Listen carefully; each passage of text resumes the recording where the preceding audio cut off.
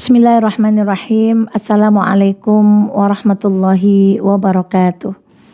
Alhamdulillahilladzi la ya'til hasanata illa minhu. Asyhadu an la ilaha illallah wa asyhadu anna Muhammadan abduhu wa rasuluh. Bersyukur kepada Allah, hari ini saya, pendengar semuanya, masih diberikan oleh Allah kesempatan. Semoga kesempatan yang Allah berikan hanya kita gunakan untuk berbuat baik. Cukupkah sehat? Cukupkah sempat? Tentu saja tidak. Maling pun sehat, tetapi mereka gunakan kesehatan mereka untuk memaksiati Allah. Mohon maaf, orang yang membuka aurat pun sehat, tetapi ia gunakan sehat mereka untuk memaksiati Allah. Semoga kita semuanya termasuk golongan orang-orang yang menggunakan sehat kita hanya di dalam kebaikan. Dan semoga Allah ridha kepada upaya kita hari ini. Saudaraku sekalian yang dirahmati oleh Allah, ayo kita kembali belajar, ayo kita kembali membuka hati untuk menerima cahaya ilmu. Dan semoga Allah mengampuni maksiat-maksiat kita. Kata-kata ulama, ilmu itu bagaikan cahaya. Apabila hati kita gelap, maka ilmu itu sulit untuk masuk ke dalam hati kita. Semoga Allah membersihkan hati kita, mudah ilmu masuk ke dalam hati kita dan menjadi penuntun di dalam kehidupan kita. Saudaraku, pada kesempatan kali ini kita akan belajar tentang kisah seorang penguasa dengan seorang pemancing yang miskin. Bagaimana kisahnya? Ketika suatu hari ada seorang pemancing, ia miskin. Beberapa hari ia tidak mendapatkan pancingan, tidak mendapatkan ikan dari hasil memancingnya. Ia pun mulai gelisah karena istri dan anak-anaknya mulai mengeluh dengan rasa lapar yang luar biasa. Ia kembali ke sungai, ia kembali ke laut untuk kembali mencari rezeki Allah dengan cara memancing. Dan atas izin Allah, Allahu Akbar. Hari itu ia mendapatkan ikan yang agak besar. Lalu ia bertakbir kepada Allah, dia bersyukur. Dia berkata di dalam hatinya, insya Allah hari ini istriku, anak-anakku semuanya akan kenyang dengan ikan yang aku dapatkan ini. Tapi tak lama kemudian datanglah rombongan raja dengan pasukannya. Ia pun mendekati pemancing ini dan melihat bahwa pemancing ini mendapatkan ikan yang begitu besar. Lalu raja ini memerintahkan kepada pengawalnya untuk meminta dengan paksa ikan ini dari pemancing itu. Pemancing itu pun berkata, jangan wahai tuan, ini adalah satu-satunya makanan yang akan kami berikan kepada keluarga kami. Tetapi raja zalim itu tidak peduli dan ia tetap meminta pasukannya untuk meminta dengan paksa ikan yang ia dapatkan. Singkat cerita, sampai ke dalam istana, ikan yang beliau minta pun dimasak oleh pelayannya. Dan qadarullah masya'a fa'al. Ketika raja ini menyantap ikan hasil rampasan dari pemancing miskin itu, ada duri yang tersangkut di lehernya. Sehingga raja ini merasa sakit. Dan sakit ini tak kunjung sembuh. Ia memanggil tabib, ia mengambil dokter terbaik di kerajaannya.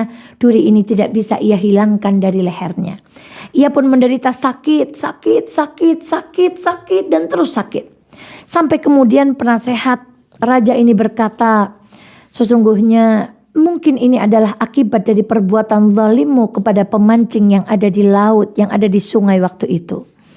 Lalu raja ini pun memerintahkan kepada pengawalnya untuk mencari pemancing ini. Singkat cerita, pemancing ini ditemukan. Lalu raja ini meminta maaf kepada pemancing ini atas perbuatan zalimnya di masa yang lalu. Dan pemancing ini pun heran, Masya Allah. Ternyata ketika ia dizalimi, ia mengangkat tangannya kepada Allah.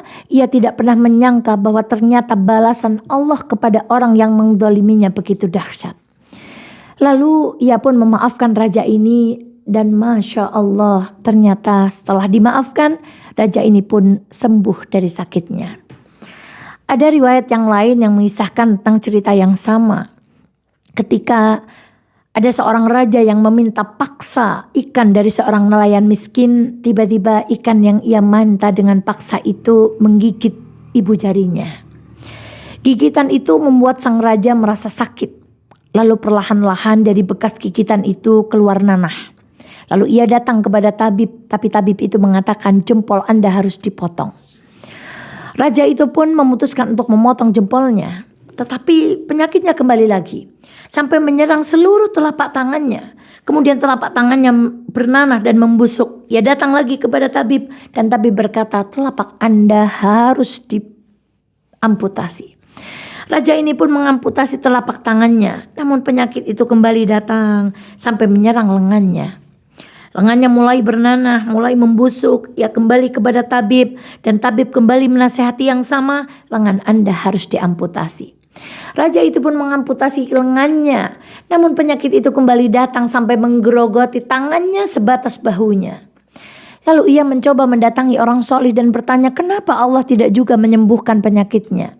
Lalu orang soleh itu mencoba mengumpulkan informasi, sampai berkatalah raja ini, ya mungkin ini karena perbuatan zalimku kepada seorang nelayan miskin, kepada seorang pemancing miskin. Lalu sang ulama itu berkata, seandainya engkau dulu meminta maaf kepada pemancing itu, mungkin penyakitmu tidak akan separah ini. Lalu raja itu meminta pelayannya untuk mencari pemancing ini dan bertemu kepada pemancing ini. Sama ceritanya dengan yang kami sampaikan tadi, pemancing ini heran. Kenapa begitu dahsyat balasan yang Allah berikan kepada orang-orang yang telah menzaliminya.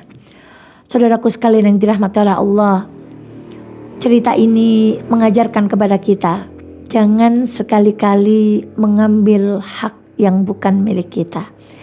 Jangan sekali-kali menzalimi orang, baik dengan perkataan, perbuatan, bahkan gerak-gerik tubuh kita.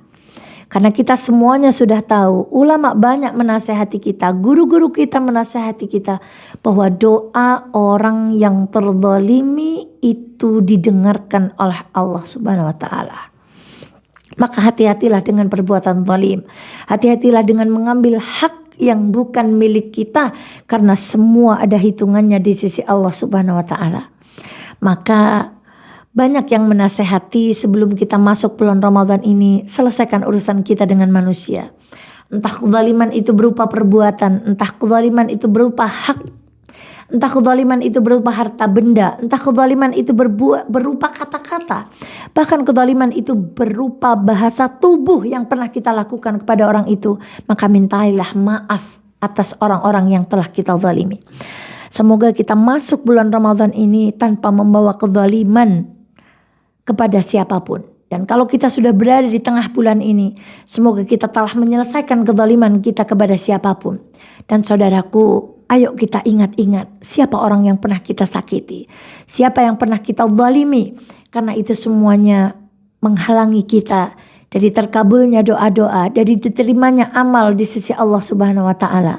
Maka berhati-hatilah terhadap perbuatan yang zalim, karena balasannya luar biasa di sisi Allah Subhanahu wa Ta'ala. Demikian saudaraku, semoga kisah singkat ini membawa pelajaran, membawa kebaikan, melembutkan hati kita, menuntun hati kita untuk menjadi orang-orang yang jauh dari menzalimi.